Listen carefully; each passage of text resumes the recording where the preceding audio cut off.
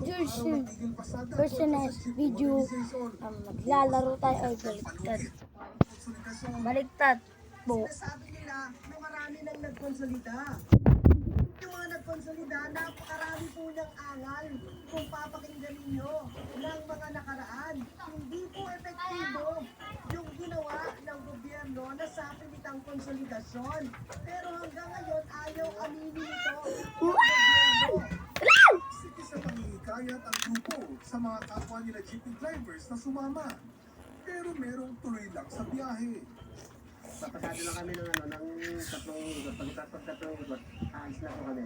Pwede sana kaso wala nang James, tapong mo to. Sabi ko, Na ano yun? Tapong mo lang. kasi nakakonsolidate mo aming sakyan. Nagsagawa rin ng kilos protesta sa ibang lugar, gaya sa Laguna.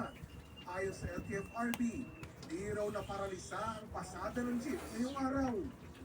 Wala pong epekto ng strike. In terms of paralyzation of the public transportation system, with special emphasis po on areas na very strong ang presence ng piston like Divisoria, Sukat, and here in Quezon Avenue and Commonwealth. Kung napansin po ninyo, Naksan na yan. kayo makakita na kakapusan po ng sasakyan. Oo, ayun na, Ganun pa nilaksan man, na. inihanda raw nila ang kanilang mga rescue bus. Hindi kailanganin.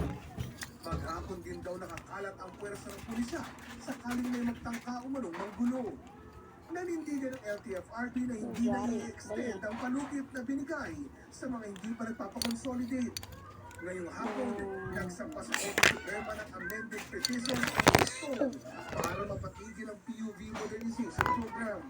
Pwede bang i-TRO muna habang hindi pa nagdesisyon ng Korte Suprema? Kasi pag mag-cancel na ang prangkisa simula bukas, Oo. kahit manalo po kami sa petisyon, may balik pa ba yan?